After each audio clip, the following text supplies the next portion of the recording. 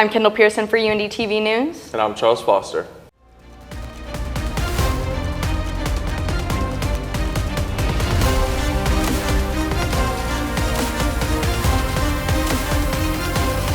UND TV News starts now.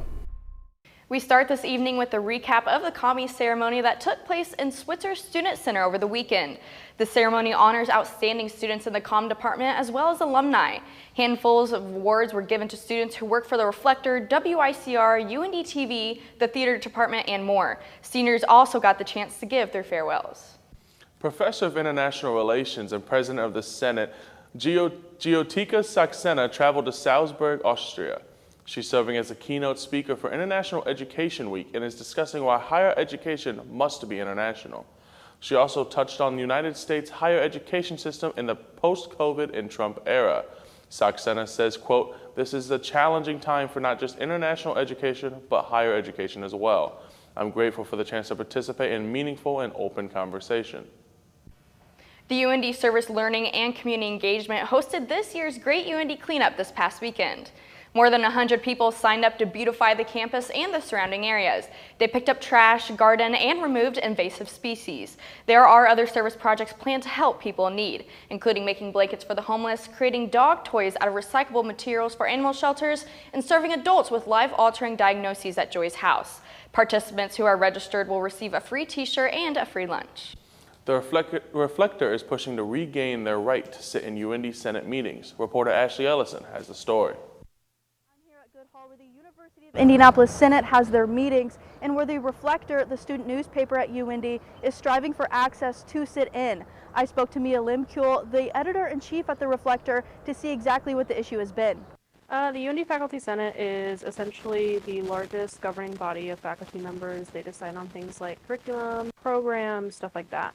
I think student media has a seat at the table because I think it's all about transparency. When I talked to the Senate, I talked a lot about ethical transparency because it's not like they're doing anything illegal, right? Like private universities have the right to shut us out or let us in at their whim, but it's not about that for us. It's more like, well, why can't we? You know, like what's being discussed, what is so harmful about having the press there that is causing this delay, and I wouldn't say resistance, that's too strong of a word, but just delay and a little bit of that barrier happening. I think we deserve a seat at the table.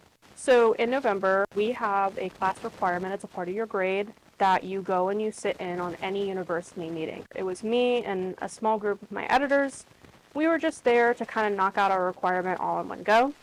And everything was going well. In fact, we were chatting very friendly with the professors who were sitting near us and around us, and it was our advisor who communicated to us that the president of the Senate has requested for us to leave. Dr. Chris Pluff, who is the provost at UND, I asked him a question about sort of how this can impact or apply to a broader conversation about press freedoms. He said that he didn't really see it as a free speech or a press freedoms issue in regards to private universities. We should be here and we want to ask these questions. The Reflector is still fighting for their right to sit in on UND Senate meetings.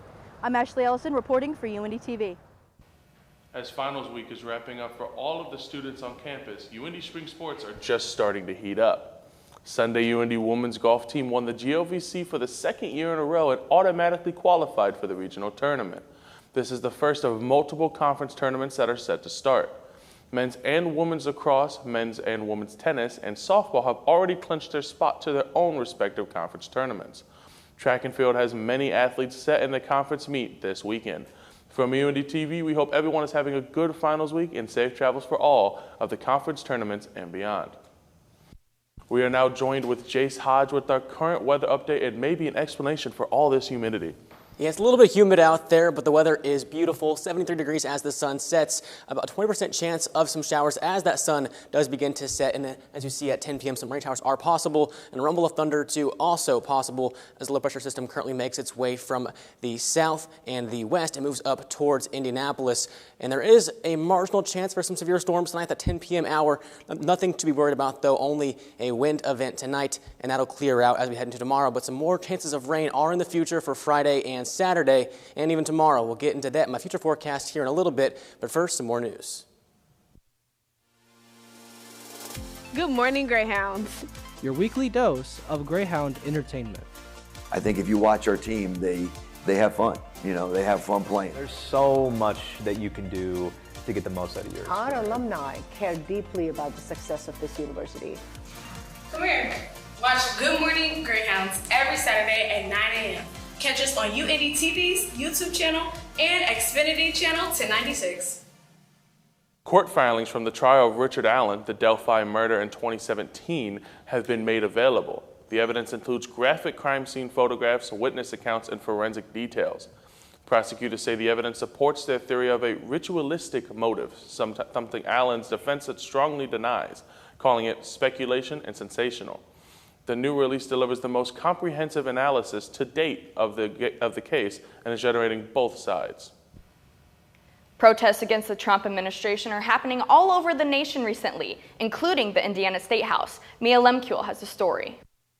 I'm here at the Indiana State House, right here next door to it. We are here today to document hundreds of protesters gathered to protest the Trump administration through the 50-51 movement. The 50-51 movement stands for 50 states, 50 protests, 1 movement. Let's go check it out. I felt it was really important for my voice to be heard, specifically around women's rights. It's why I'm dressed as a handmaid. I think it's really important that everybody uses their peaceful right to protest so that the message can be heard. The 50-51 movement called for a day of action on April 5th. Remove, reverse, reclaim is the movement's motto. Demonstrators aim to remove corrupt politicians and restore civil rights that they argue were overturned by President Trump and Indiana lawmakers. Indianapolis protests work alongside similar groups such as Indivisible and Hands Off. Yet various other protests are currently underway across the Hoosier State. Even though, regardless of whether or not I'm part of the group that's being discriminated against, it would be simply wrong to do nothing while other people suffer. And I will not let people who operate under hate and prejudice to speak for me. They don't care about the Constitution. And I've also heard about what ICE is doing toward people just for speaking political opinions, and that is just completely, that's treason. That the Constitution says to the people, not to the citizens. It's always important that we use our free speech against all the other horrible things they've been doing.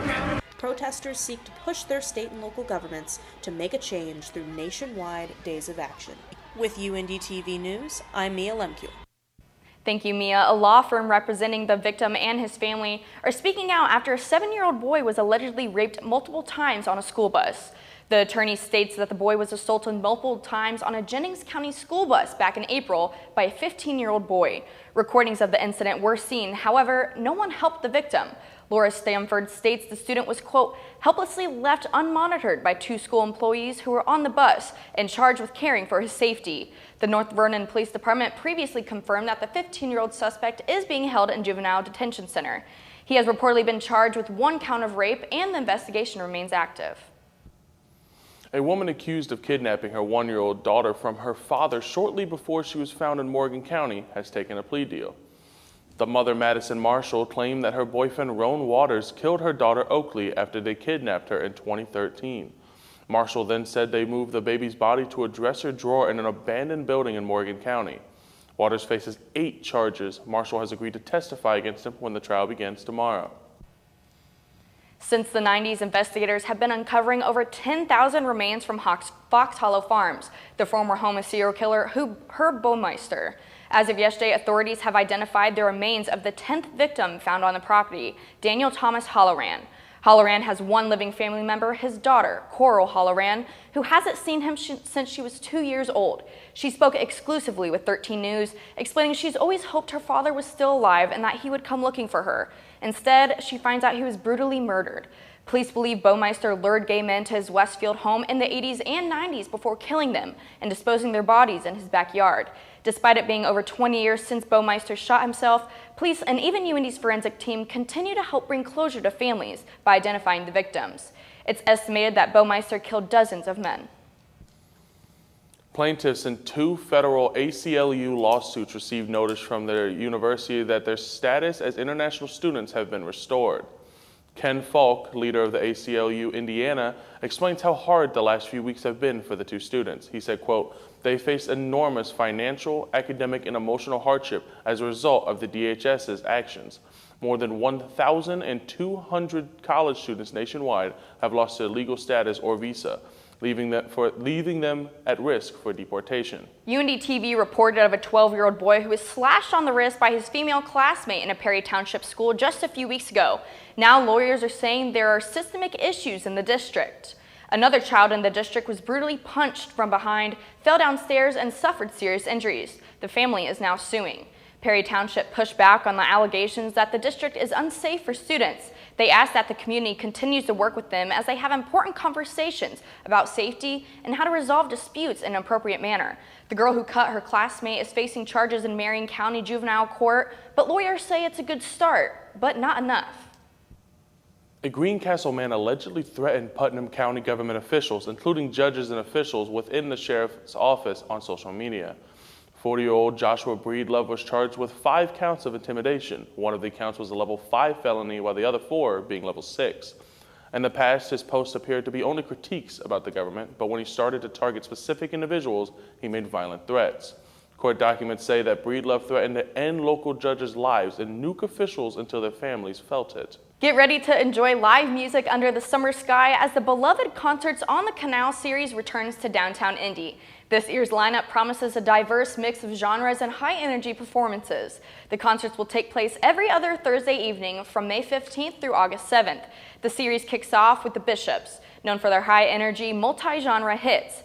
Guests can reserve seating on the Cruise Family Stardust Terrace with tables available for purchase. Tables for 8 are priced at $90 or $70 for Indiana Historical Society members, while tables for 4 are $65 or $45 for members. Thinking about these summer concerts gets me really excited for summer. Jace, is the summer weather going to continue this week? What are we looking at? Well, the warm weather will continue for the next few days, at least before a cold front pushes through.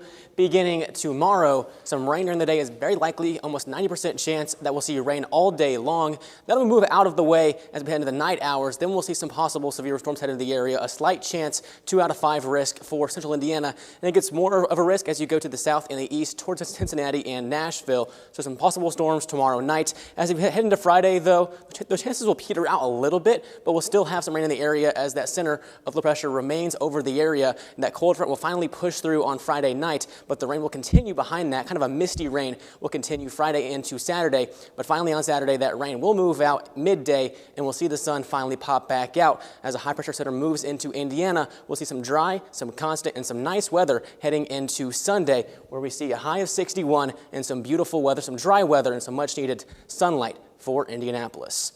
Coming up, some national news. National, local, campus. Headlines you won't find anywhere else. From the White House to your community, we've got you covered. Stay informed and stay connected.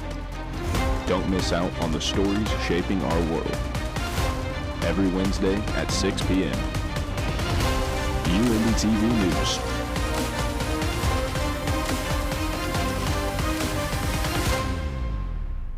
Two families were deported from Louisiana to Honduras. 2 mothers and 3 U.S. citizen children ages 2, 4, and 7. The American Civil Liberties Union stated that they were, quote, deported from the U.S. under deeply troubling circumstances that raised serious due process concerns. According to the family's lawyer, the 4-year-old has stage 4 cancer and has been sent away without any medication. A hearing has been scheduled for May 19th to address whether the 2-year-old's family was given due process or not. White House Press Secretary Caroline Leavitt accused Amazon of being hostile and political for potentially displaying changed prices of goods due to tariffs. According to a report disputed by Amazon from Punchbowl News, Amazon considered displaying the exact cost of tariff-related price increases alongside its products. Displaying import fees would make it clear to American consumers that they are shouldering the cost of President Trump's tariff policies rather than China. An Amazon spokesperson, Ty Rogers, said the idea was pitched to compete with other online retailer Temu, who has begun displaying import charges alongside products. Teams discuss ideas all the time, Rogers said. This was never approved and is not going to happen. President Donald Trump is seeking investigation after public polls show his approval ratings after 100 days are lower than any president in at least 7 decades. Two national surveys sent out by the Associated Press and the Washington Post found the president's support dipping below 40%. Trump took to Truth Social to write the pollsters, quote, suffer from Trump derangement syndrome, and there's nothing that anyone or anything can do about it. They are sick, almost only write negative stories about me no matter how well I am doing. Trump's polling is expected to continue to fluctuate in the coming weeks as his administration continues to target various issues. The U.S. economy contracted 0.3% in the first quarter of 2025, the first negative reading since the COVID pandemic. The decline was fueled by massive surge imports. Meanwhile, consumer spending climbed 1.8%, the weakest pace since 2023. The Commerce Department reported the U.S. trade deficit in merchandise unexpectedly widened and marched to an all-time high as companies began ramping up imports to get ahead of Trump's import duties. In some positive news, today is National Adopt a Shelter Pet Day. Today raises awareness for the millions of animals waiting in shelters for their forever homes, which, Charles, I'm moving out soon. And moving out alone, I feel like I'm going to be really lonely, and I'm probably going to end up going to an animal shelter and getting a dog or a cat. Yeah, absolutely. I think you end up you're going to have a dog. That's my prediction, a dog. I'm getting a dog as soon as I move into my apartment as well. So you are? That is the plan for sure. Oh, well, I'm so sad to be leaving and graduating. This is my last newscast ever for UND TV, and I'm just really thankful that I got to be by your side anchoring it, so thank you so much. Absolutely. We accidentally matched for the last one. It just kind of ended up working out that way, and kind of sad. This is my second news producer I've seen go, so thank you for everything that you have done, and we're going to miss you down here at UND TV. I'm going to miss you guys too. Thank you for watching UND TV News. Be sure to check out all other UND TV productions on Xfinity Channel 1096 and our YouTube channel, UND TV. I'm Charles Foster. And I'm Kendall Pearson. And as always, have a good night, Indy. And be safe.